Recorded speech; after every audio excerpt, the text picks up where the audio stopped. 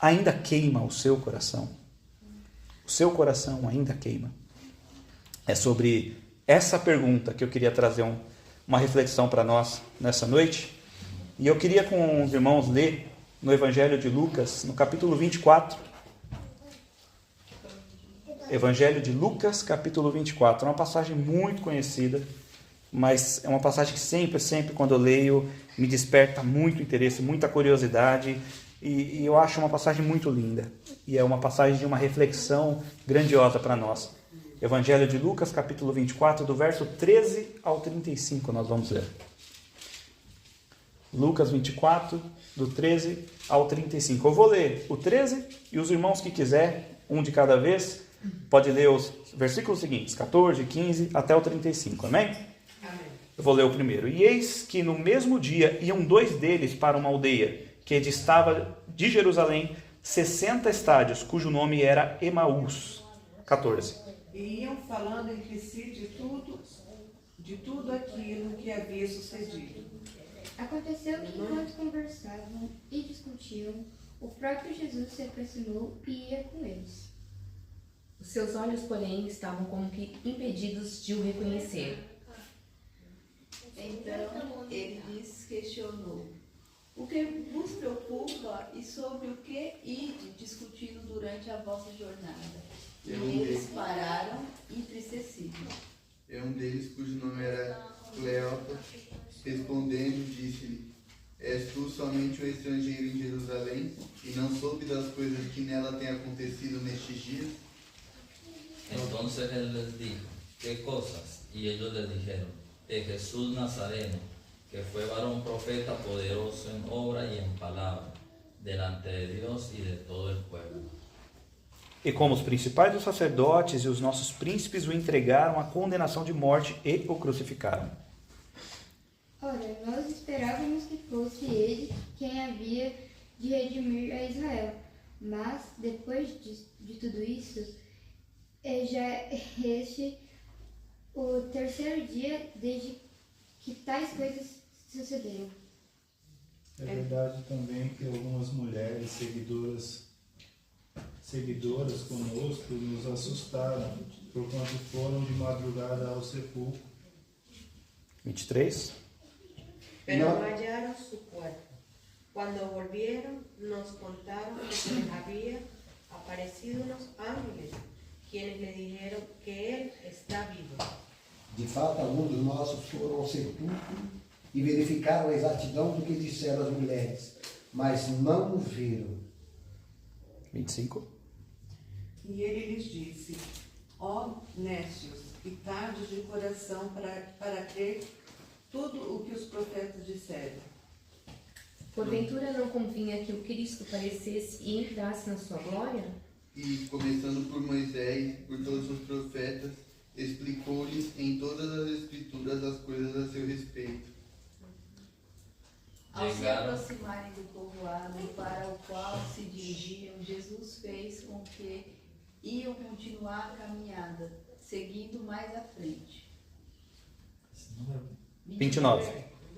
Mas ellos le obligaron a quedarse, diciendo: quédate con nosotros, porque se hace tarde, y el día ya ha declinado. Entró pues a quedarse con ellos. E aconteceu que quando estavam à mesa, tomando ele pão, abençoou e, tendo partido, lhe deu. Neste mesmo instante, lhes abriram os olhos e o reconheceram. Ele, contudo, desapareceu diante dos olhos deles. E disseram um ao outro: porventura não nos ardia o coração, quando ele, pelo caminho, nos falava, quando nos impunha as escrituras? E na mesma hora, levantando-se, tornaram para Jesus e acharam congregados os 11 e os que estavam com eles, dizendo: de fato, o Senhor está ressuscitado e apareceu a Simão. E eles lhe contaram o que lhes acontecera no caminho e como eles fora conhecido no partir do pão. Pai amado, é a tua palavra, Senhor. E para nós ela é perfeita, ela é boa, ela é agradável. E ela pode transformar as nossas vidas, ó Pai, porque esse é o poder da Tua palavra. Pai querido, que a Tua palavra entre em nossos corações, que ela encontre morada, que ela encontre espaço e ela possa realmente transformar e moldar as nossas vidas, ó Pai. Que nossos corações possam arder perante a Tua palavra e a Tua vontade, o Teu querer e a Tua presença, em nome de Jesus. Amém. Meus irmãos, todos nós amamos a Deus, amém? Amém. Todos nós. E esse é o motivo que nos traz aqui essa noite, né? Para adorar a Deus, para bendizer a Deus, para glorificar a Deus, para comungar uns com os outros. Não tenho dúvida disso, né? Mas também nós sabemos que nós todos somos bombardeados por problemas, por dificuldades, por situações que muitas vezes nos fogem do controle. Situações que muitas vezes nos assustam e nos roubam a perspectiva do Pai. Situações que nos intimidam muitas vezes, nos deixa de cabeça baixa, nos deixa esmurecido, nos deixa com medo de seguir adiante. Quem de nós nunca viveu situações assim, não é? E aí nós acabamos, por conta disso, perdendo a nossa atenção e tirando a nossa atenção daquilo que realmente importa, a presença de Deus conosco.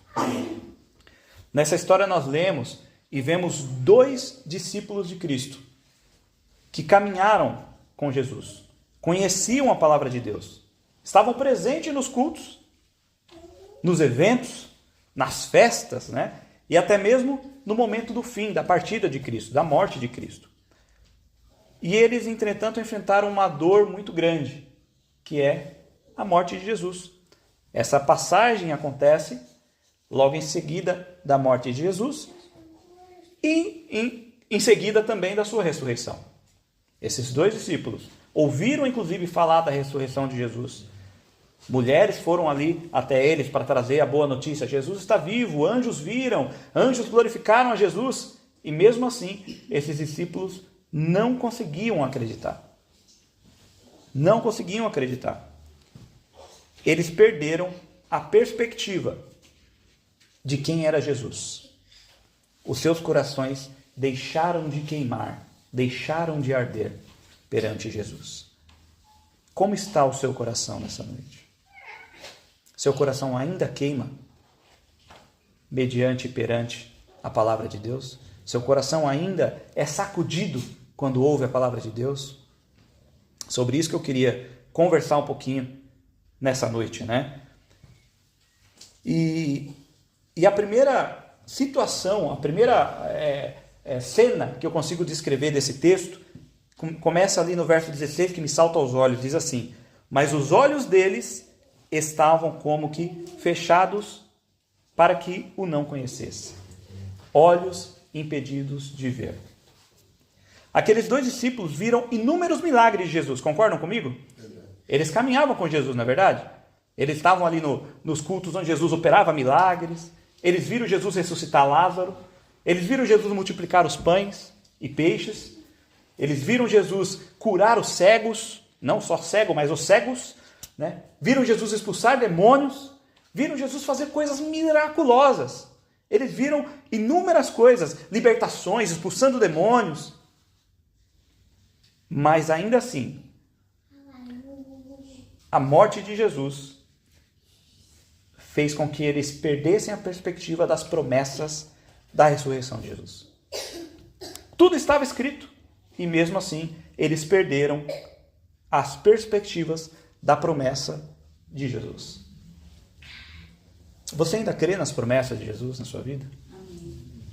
Você crê que Jesus pode fazer milagres na sua vida hoje ainda? Amém. Você crê que mesmo numa situação tão difícil que você esteja enfrentando, Deus, o Todo-Poderoso, ainda pode mudar essa história, esse cenário? Ou será que as dores e os problemas enfrentados e experimentados por vocês, ou por mim, tiraram do nosso coração a certeza de que Deus é um Deus poderoso e faz milagre? Muitas vezes nós nos encontramos assim, né, meus irmãos? Com o coração tão cansado de tanta luta, de tanta dor, de tanto sofrimento, e nós acabamos por perder essa perspectiva do milagre de Deus, na verdade? Hoje mesmo eu estava conversando com a minha esposa, né? Falando sobre meus pais. Falei, poxa, que saudade dos meus pais. Caramba, estou há mais de 2 anos aqui, não os vejo, né? E no Brasil, dificilmente eu passava um final de semana sem almoçar com eles, ou sem ir na casa deles visitá-los. Eu sempre fui um filho muito apegado aos meus pais. E aí minha esposa acalmou meu coração, falando, fique em paz, amor. Deus tem o melhor para eles, para nós, e vai preparar um bom momento para nós visitá-los, ou para eles nos visitar. Só que essa palavra, muitas vezes, ela não encontra morada no nosso coração. Muitas vezes essa palavra não acha um espaço aqui dentro, porque a amargura é muito grande, porque a dor é muito grande. E os nossos olhos ficam impedidos de ver o milagre de Jesus. O quanto de dor está no seu coração para você não enxergar o milagre de Jesus? Qual o tamanho do problema, da dificuldade que você enfrenta, que te impede de olhar para Jesus? Eu sei que não é fácil, né? Acabei de dizer, eu mesmo muitas vezes sou bombardeado por sentimentos difíceis, sentimentos duros, e às vezes é muito difícil. É muito difícil a gente olhar para os milagres de Jesus, acreditar nos milagres de Jesus. Mas uma coisa também, eu estava vendo há alguns dias atrás um estudo do pastor Rodrigo Mocelin, não sei se todos o conhecem, mas é um pastor que tem um conhecimento bíblico muito grande, fala sempre da palavra de Deus, é um bereano, né? Ele realmente ele guerreia mesmo contra as coisas estranhas que estão acontecendo por aí. E ele trouxe uma palavra muito interessante, que eu não tinha parado para pensar nela, mas muitas vezes nós somos acometidos por esse problema. Para se livrar do pecado, da heresia, da teologia da prosperidade, onde você só é crente se você for abençoado, você só é de Deus se receber a bênção, se você não tem sua conta bancária recheada, você está em pecado, sabe? Essa teologia demoníaca. Muitas vezes, para nós nos defendermos dessa teologia, nós nos afastamos das bênçãos de Deus, como autodefesa. E essa foi uma estratégia de Satanás para que nós parássemos de olhar os milagres de Deus. Porque eles existem, eles estão aqui para nós, eles estão à nossa disposição. Só que o medo de repente errar, principalmente eu falo nós batistas porque a maioria de nós vem de origem batistas, né? De batista, e nós temos essa dificuldade com doutrinas, né? Então nós ficamos sempre, opa, peraí, isso é novo, vamos tomar um pouco de cuidado com isso, e aí a gente fica sempre muito reticente, muito limitado na nossa forma de agir, e esquece que o nosso Deus é um Deus de promessa, é um Deus de bênção, é um Deus de vitória. Abraão era riquíssimo, Jó era riquíssimo, todos eles eram abençoados e muitos outros homens de Deus. O próprio Davi saiu de pastor de ovelha a rei de Israel. Se isso não é bênção de Deus, o que é? Só que os nossos olhos, muitas vezes, ficam impedidos de ver o poder do nosso Deus e a capacidade que Ele tem de nos dar coisas boas. O medo nos acovarda. Ou situações como essa que eu falei, né? A preocupação com essas doutrinas, a gente acaba se acovardando também. Mas leve isso no seu coração, abra os seus olhos, tira a venda dos seus olhos e enxergue que Cristo tem poder sobre a sua vida. Ele é um Deus de milagre, Ele é um Deus que faz milagres, Ele é um Deus que muda a história, Ele é um Deus que muda realidades, Ele é um Deus que muda perspectivas, Ele é um Deus que fecha a porta de emprego, abre novas portas de emprego. É um Deus que mesmo na dificuldade, Ele traz a bonança. Ele traz a bênção. No Brasil, uma vez, isso está acontecendo de novo, no Brasil, uma vez, eu fiquei desempregado em março de 2022, até dezembro, aliás, até janeiro, comecei a trabalhar março de 2017 e comecei a trabalhar em janeiro de 2018. Fiquei esse período todo desempregado. E eu saí do emprego, era um emprego muito bom, ganhava um bom salário, tinha um bom convênio médico. Quando fiquei desempregado, bateu aquele desespero. Meu Deus, e agora? Estou sem convênio médico, as crianças sem convênio médico. Como é que a gente faz agora? Porque, para quem não sabe, o Brasil, a saúde pública no Brasil é muito deficitária, é muito complicada. Você ficar doente no Brasil e depender de hospital público realmente é assustador. Realmente é assustador. E quando você tem um seguro-saúde, né, no Brasil, você já fica um pouco mais à vontade. Quando eu fui demitido, eu perdi meu seguro-saúde. E começou a me bater aquela preocupação. Eu falei, Senhor, está na tua mão. Está na tua mão, eu vou fazer a tua obra, eu vou fazer o que o Senhor quer que eu faça. E eu sei que o Senhor vai cuidar. Meus irmãos, Deus abençoou tanto esse período. Meus filhos não ficaram doentes nenhuma vez, nem gripe pegaram. Nós comíamos pizza quase todos os dias. Nós viajávamos, nós passeávamos, fizemos um monte de coisa. Viajamos no final do ano.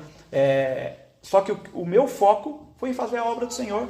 Visitava as senhorinhas, visitava pessoas, recebia pessoas na minha casa, como o pastor Pedro tem feito aqui. E o Senhor abençoou. E não faltou absolutamente nada nos nossos celeiros. Deus cuidou de nós. E quando foi no início de dezembro, eu fiz uma oração, falei: Senhor, até aqui o Senhor não abriu portas. Eu estava em procura de emprego. Até agora o Senhor não abriu portas. Então vamos combinar uma coisa aqui entre eu e o Senhor. Eu não quero trabalhar agora em dezembro, então, porque eu vou viajar, já comprei uma passagem, um pacote de viagem com a minha família, vou viajar com a minha família, eu não quero trabalhar agora em dezembro. Então, só quero começar a trabalhar em janeiro. Vamos combinar assim, Jesus? Eu falei só para Jesus, só eu e Jesus sabia dessa oração. Não deu 1 ou 2 dias, recebi uma ligação de uma empresa. Senhor Maicon, aqui é da empresa XYZ, nós encontramos seu currículo aqui, queremos que o senhor participe de um processo seletivo conosco, mas assim, só para te explicar, como nós já estamos no início de dezembro, todo o processo seletivo vai ser em dezembro para o senhor começar a trabalhar em janeiro, caso o senhor seja admitido. Tudo bem assim para o senhor? Tudo bem. Olha como Deus é detalhista, né? Como Deus é detalhista. Qualquer um poderia dizer, foi coincidência. Eu não vejo como coincidência, eu vejo como confirmação de Deus na minha oração. De fato, eu nem trabalhei nessa empresa. Eu fui trabalhar em outra empresa ainda melhor.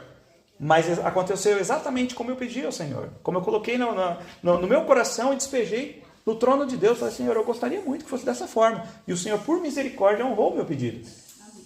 Mês de dezembro foi mês de festas, de viagens, de passeios. Quando acabou o último centavo da minha conta, eu recebi o meu primeiro salário em janeiro, que eu comecei a trabalhar numa empresa em janeiro. Porque Deus é assim. E Deus gosta que nós fazemos esse tipo de oração com objetivos. Minha esposa fala muito isso para mim. Amor, nós temos que ter objetivos. E nossas orações precisam ter objetivos. Nossas orações precisam: Senhor, eu gostaria muito disso aqui. É claro que eu aceito a tua vontade. Mas a oração de Cristo foi desse nível. Pai, passa de mim esse cálice. Eu não quero esse cálice. Faça-se a tua vontade todavia. Nossa oração tem que ser semelhante. Senhor amado, eu quero uma casa melhor, Senhor. Senhor, eu preciso de uma casa melhor, eu preciso comprar roupa para os meus filhos, eu preciso visitar minha família no Brasil. Mas está na tua mão, Senhor. Eu te amo da mesma forma. Eu te sirvo da mesma forma. E dessa forma, com essa perspectiva, com essa certeza, nossos olhos serão abertos. Passaremos a ver a grandeza do nosso Deus e o milagre do nosso Deus. Ali no verso 27, diz assim: E começando por Moisés e por todos os profetas, explicava-lhes o que dele se achava em todas as Escrituras. Segundo ponto, então, que eu queria trazer para os irmãos é a palavra de Deus que traz consolo e conforto. Esses 2 discípulos, eles vinham ali tristes, né? Desanimados, chateados, né? Como diz a palavra que nós lemos. Eles vinham ali por conta da morte de Jesus e eles não criam no milagre. E o que Jesus fez? Jesus começa a falar dele nas Escrituras. Como vocês são nécios, né? Como vocês são devagar para entender, como vocês são lentos para perceber. Não dizia que a palavra de Deus que realmente tinha que acontecer tudo isso com Jesus? A palavra de Deus não falava isso?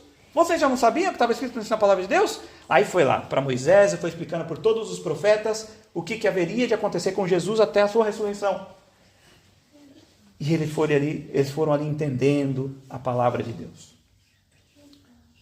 Quantas vezes eu e você nos encontramos deprimidos, nos encontramos tristes, e a gente vai ali para a palavra de Deus? Eu espero que façamos isso, né? Vamos para a palavra de Deus. Deixa eu abrir a Bíblia aqui, deixa eu ler um pouco. E aí a palavra de Deus parece que salta assim na sua vista. E aí aquele seu problema, eu falei: poxa vida, Jesus, eu só ia ler um textinho aqui, mas como é que o senhor fala assim comigo? Que coisa maravilhosa. Quantas vezes, meus irmãos, né? Isso aconteceu comigo muitas vezes. Eu triste, chateado com alguma situação, e minha única situação, meu único consolo era vou ler a Bíblia, vou ler a palavra de Deus. E começava a ler, e a palavra de Deus falava comigo, e me remoía por dentro, e transformava meu coração, e aquilo que me tornava deprimido, passava a me dar esperança. Aquilo que me deixava triste, passava a me dar alegria. Salmo 119, verso 105 diz: Lâmpada para os meus é a tua, e luz para o meu.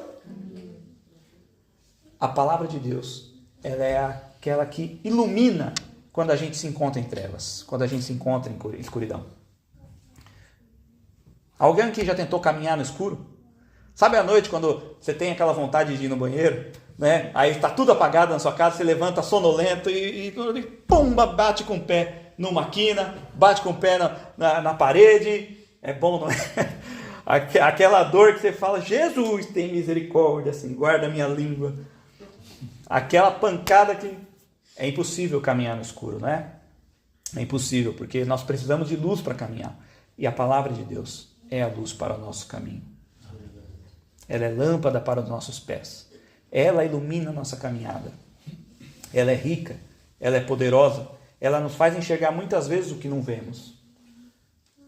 Quantas vezes eu, tendo uma perspectiva diferente sobre alguma coisa, eu vou ali, leio a Bíblia, e a Bíblia fala, não, meu querido, não é assim, é assim, assim, assim. Eu falei, meu Deus, eu não tinha visto isso. Não tinha me percebido sobre isso.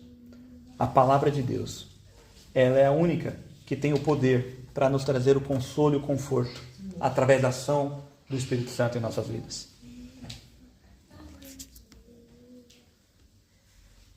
Meus irmãos, não busque profetas, não busque terceiros, né? Não busque amuletos, não busque pastores, não busque bispos, não busque padres, não busque ninguém. Busque a voz do Senhor. Não que você, na hora da dificuldade, como diz Tiago 5,16, não possa recorrer aos santos. Pode, não é isso que eu estou dizendo. O que eu estou dizendo é que não deposite a sua fé nessas pessoas.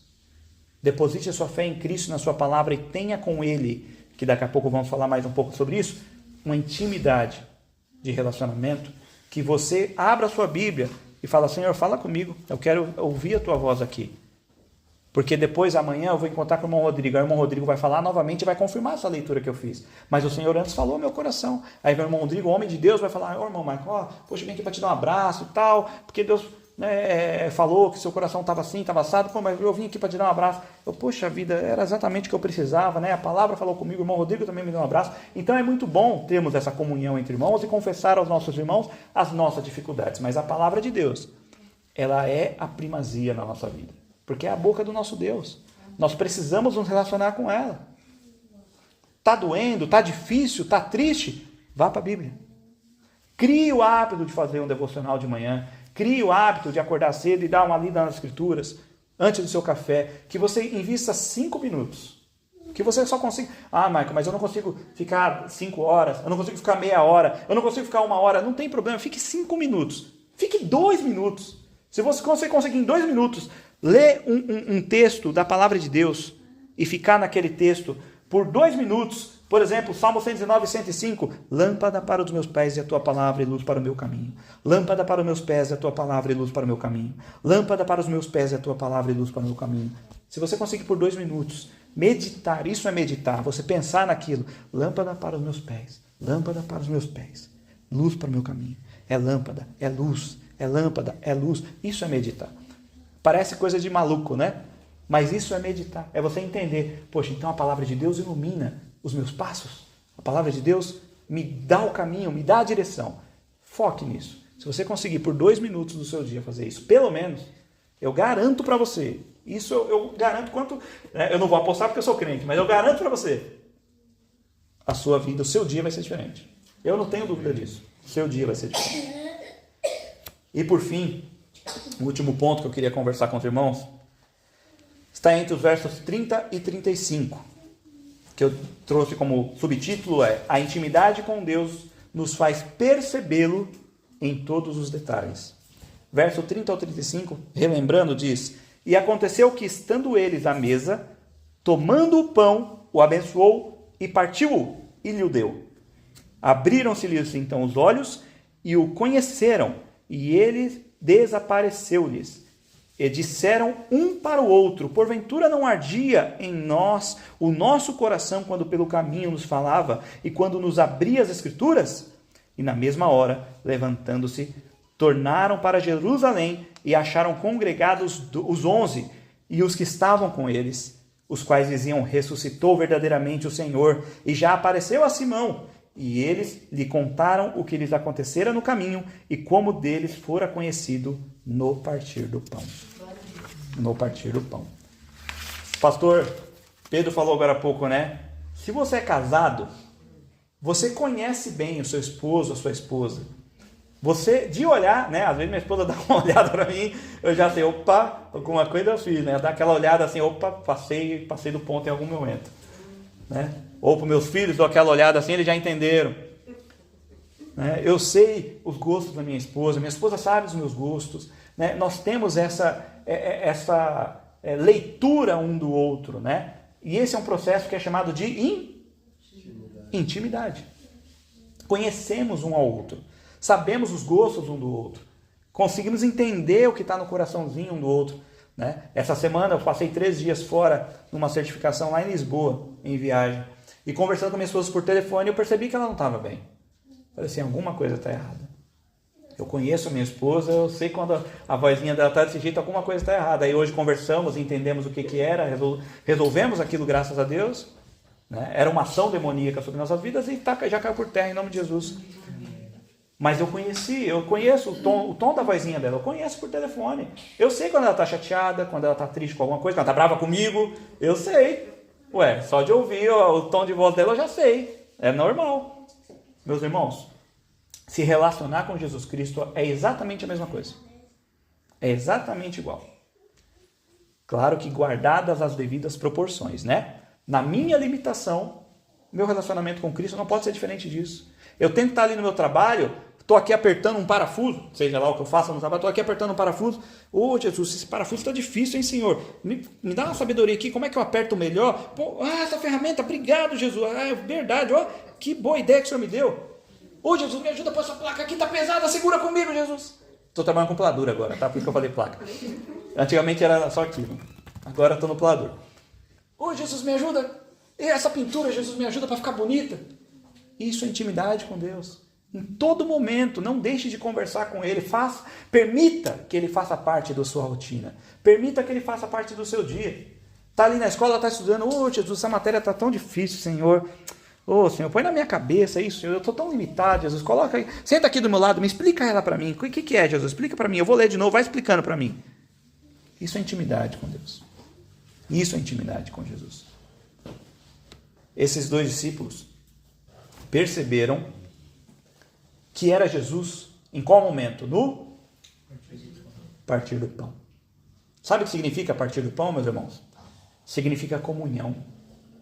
Partir do pão, ou partir o pão, significa relacionamento. Você come com quem você não gosta?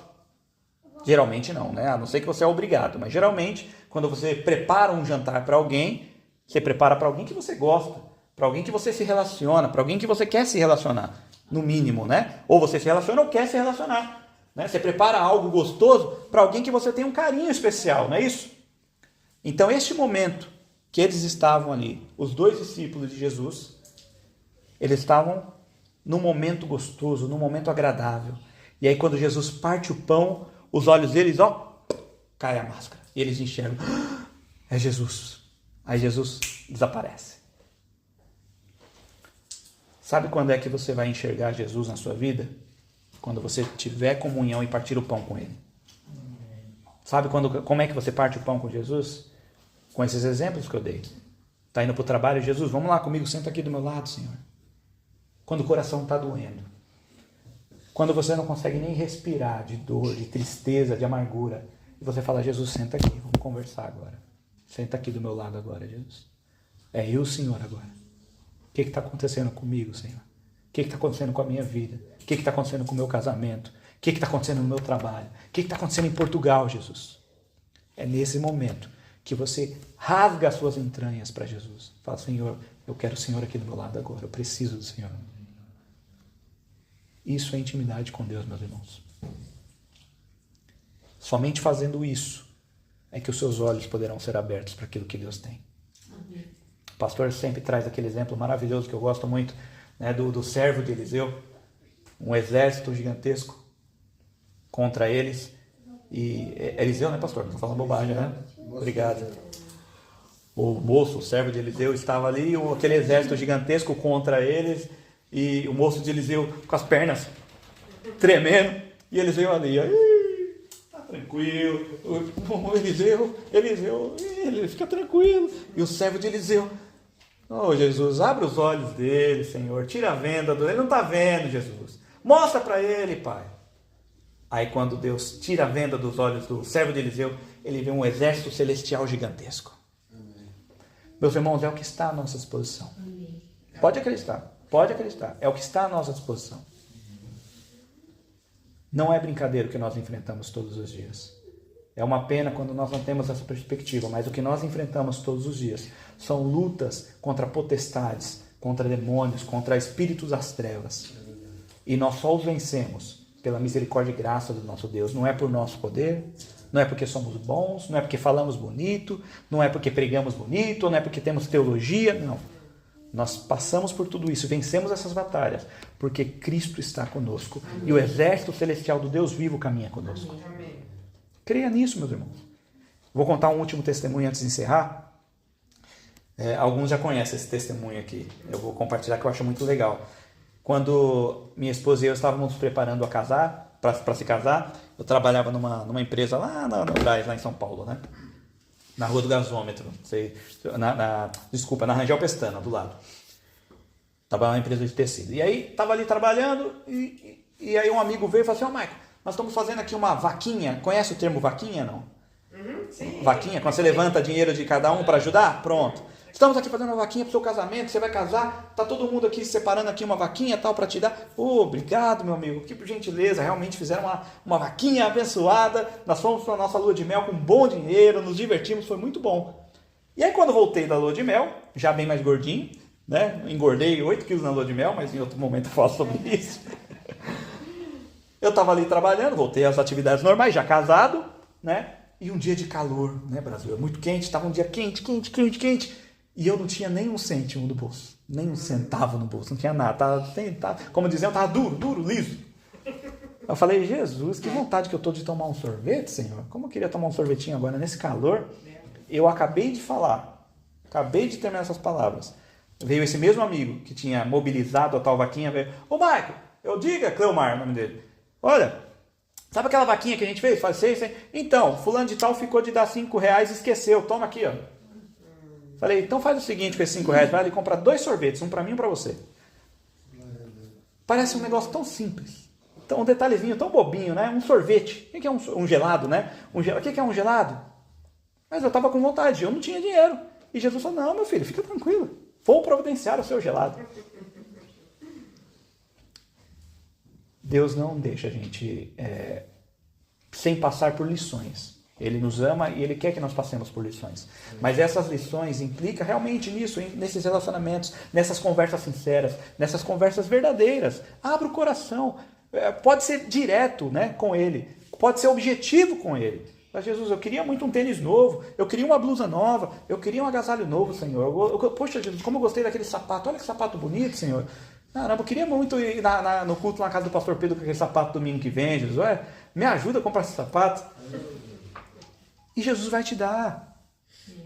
Pode ser que Ele não dê, mas Ele vai acalmar seu coração, não importa. Mas Ele quer te ouvir falar.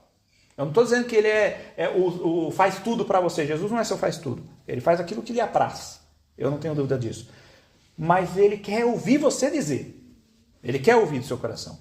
Porque quando a gente fala, quando a gente abre a boca para falar, a nossa fé entra em ação. E aí Jesus fala, meu filho, eu não vou te dar esse sapato não. Mas eu vou te dar outra coisa melhor. Eu estou aqui com você. Segura as pontas aí, aguenta mais um pouquinho, mas eu estou aqui com você. E aí o seu coração vai ser acalmado, vai ser tranquilizado. E uma coisa, eu nunca perdi a perspectiva, agora caminhando para fim. A palavra de Deus diz assim, eu nunca vi um justo padecer necessidade, e nem a sua descendência mendigar o pão. Eu não acredito na teologia da prosperidade, porque de fato ela é diabólica. Eu não acredito que Deus vai dar tudo o que a gente quer e quem não tem uma conta recheada está em pecado. Eu não acredito em nada disso.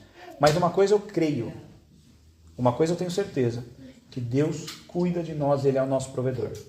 E nada, absolutamente nada vai faltar para você. Nada. Não vai faltar. Não vai faltar o que comer, não vai faltar o que vestir, não vai faltar um teto sobre a sua cabeça. Não é para faltar, porque é bíblico. O que eu estou falando é bíblico. O que eu estou falando é bíblico, eu não estou inventando nada. Isso não é teologia da prosperidade, isso é promessa do Senhor. Ele cuida de nós. Ele não promete que vai te dar a Ferrari, ele não promete que vai te dar uma BMW, ele não prometeu que vai te dar uma casa, não. Ele promete que estará contigo todos os dias. E que ele vai cuidar dos seus, vai cuidar da sua vestimenta, vai cuidar do seu alimento. Ele prometeu, isso ele prometeu. Amém. Meus irmãos, para encerrar, eu volto à pergunta. Ainda queima o seu coração quando você se relaciona com Jesus? Ainda queima, ainda arde o seu coração quando você lê a palavra de Deus? Espero que sim, porque eu tenho me cobrado muito quanto a isso. Tenho me cobrado mesmo. E quando o Senhor colocou essa palavra no coração, antes mesmo do pastor Pedro me convidar, meu coração já estava, Senhor, eu quero ver como esses discípulos, né?